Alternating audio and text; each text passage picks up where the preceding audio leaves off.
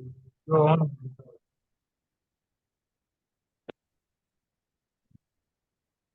हाँ morning. Sir, कैसे हैं? बढ़िया। तो मीटिंग शुरू करते हैं। मनीष जी। जी। हाँ, आप अपना इंट्रोडक्शन दे दीजिए। मेरा नाम अनिल तिवारी है। ओके। मैं आईएसए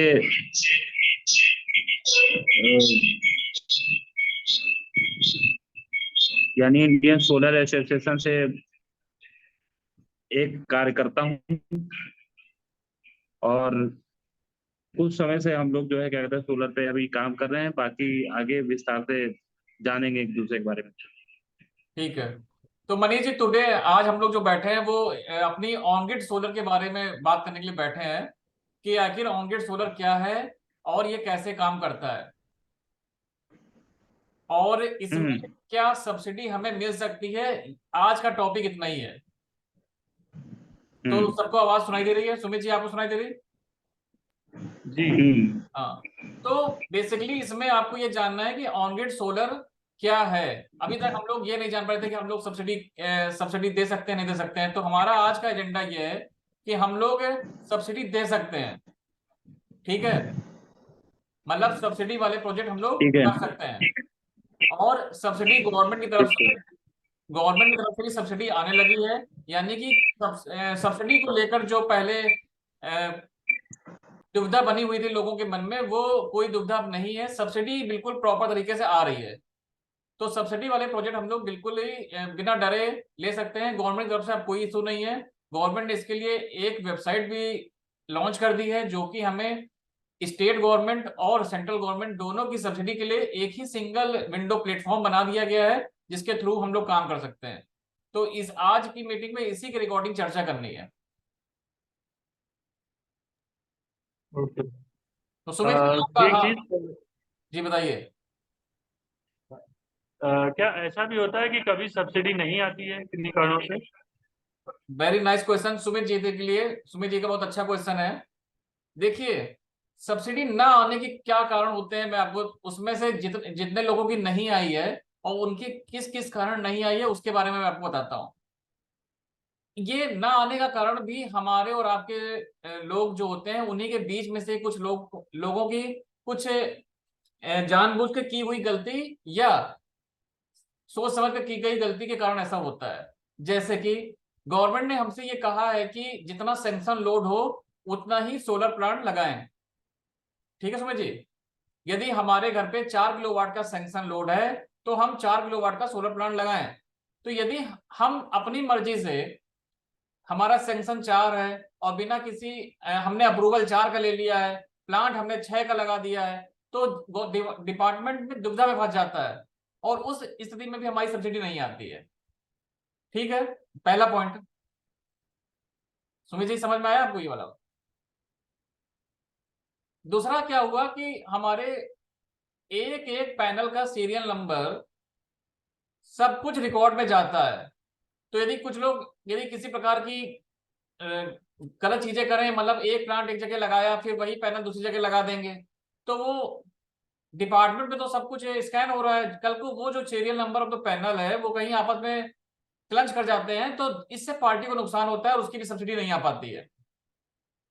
और तीसरा ये होता है कि टेक्निकल एरर, जैसे आपने 4.28 किलोवाट का प्लांट लगाया, 7.23 प्लांट किलोवाट का प्लांट लगाया है, तो एग्जैक्ट उतना ही मेंशन किया जाता है। ये नहीं कि आपने लगाया 7.23 है, मेंशन आपने 7 कर दिया है। तो मतलब जहां भी अंक की गणित में कुछ दुविधा होगी सब्सिडी नहीं आती है। तो मतलब कुल मिला के हम लोगों की गलतियों के कारण उसके लिए फिर हमें दौड़ भाग करनी पड़ेगी, जो कि मिनिस्ट्री तक है, दिल्ली तक है। और एक अननेसरी आपका टाइम वेस्ट होगा, मनी वेस्ट होगा और एनर्जी तो जाएगी। तो यही सब गलतियां जिनके कारण सब्सिडी नहीं आती है। एक क्वेश्चन और है कि ये लाइबिलिटी वेंडर की होती है या? हाँ देखिए, ये सब्सिडी क्या प्रोसेस करना वेंडर की लायबिलिटी है, मगर और इनकी, हाँ, सब्सिडी नहीं आती है ये वेंडर की लायबिलिटी नहीं है। स, उस केस में हमारा वेंडर का कोई हाँ, उस केस में मतलब वेंडर नहीं का है। कोई वो नहीं है। मगर वेंडर का यही एक्सपीरियंस है कि वह अपने काम को अच्छे ढंग से करे, कोई उसका पास्ट एक्सपीरियंस है, वो अपने कोई त्रुटियां ना करे, कोई टेक्निकल एरर ना करे। तो कोई सरकार की उससे कोई दुश्मनी नहीं है, उसको सब्सिडी आनी है। मतलब कार्य को सही ढंग से करे तो सब्सिडी आएगी, और कार्य को अपने वो गलत ढंग से करेगा या किसी प्रकार की गलत चीजें एंटर हो जाएंगी डेटा में, तो सब्सिडी नहीं आ सकती है। अच्छा, ये किसी तरह मतलब ये सभी पैनलों पे सब्सिडी आती है या कुछ खास इक्विपमेंट या कुछ अलग तरह के पैनल हो जिन पे नहीं मिलती है? Nice question Sumit ji. इसके लिए मैं आपको बता रहा हूँ, सब्सिडी के लिए भारत में निर्मित पैनल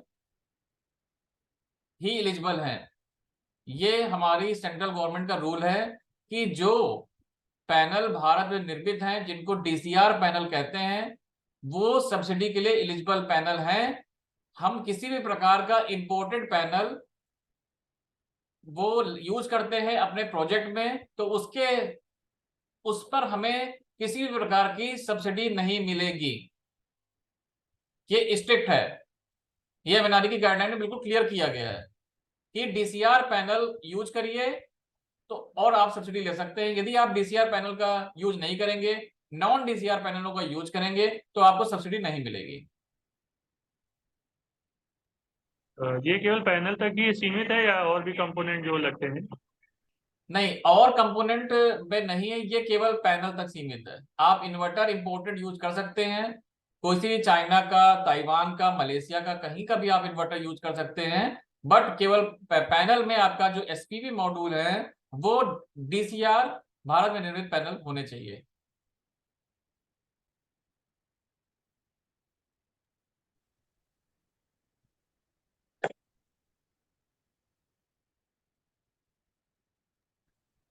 और फिलहाल और कोई तो सवाल नहीं है मेरे पास। Manish ji, any question?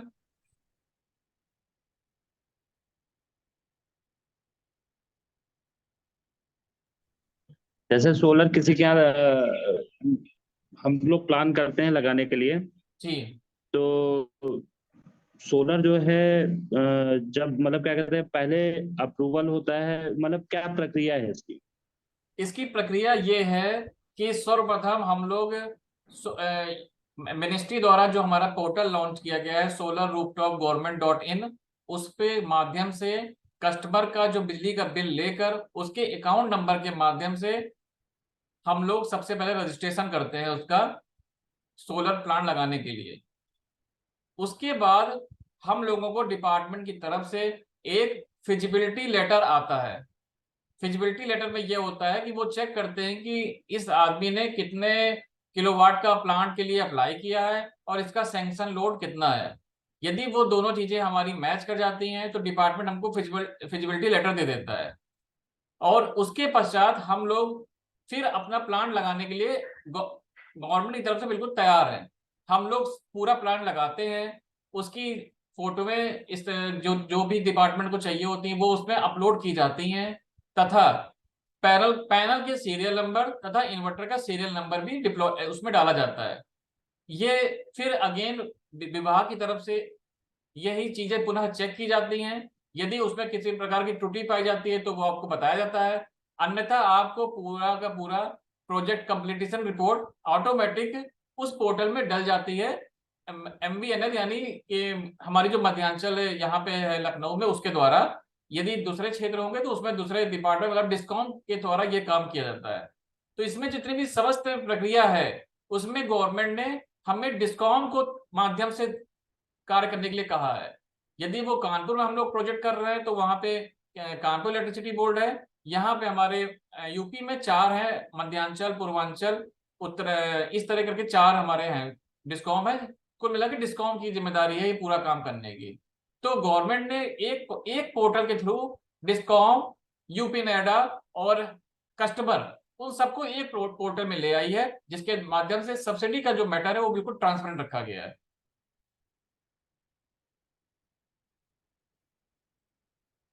Okay. अच्छा, ये बताएं कि गाँव में जैसे किसी का लगना है सोलर तो क्या गवर्नमेंट किसी प्रकार की विशेष सब्सिडी या कुछ ऐसा देती है क्या किसको सुमित जी? कृषि कार्य के लिए? अगर मान लीजिए सोलर पंप लगना है या इस तरह का कोई है, जैसे गवर्नमेंट उसको सब्सिडी देती है क्या अलग से?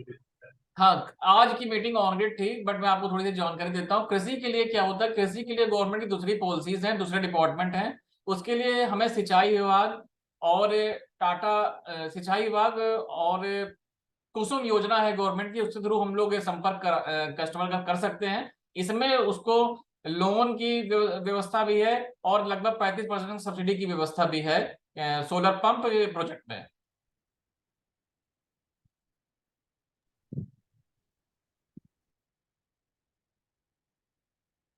तो आज की मीटिंग मतलब आज के पॉइंट क्लियर हो गए हो तो हम लोग ये मीटिंग अभी अपनी डिसकंटिन्यू कर सकते हैं। बिल्कुल, आज के लिए डिस्कंटिन्यू करते हैं। तो ओके, थैंक यू। मेरा नाम आशीष थैंक तिवारी है। यू। Thank you.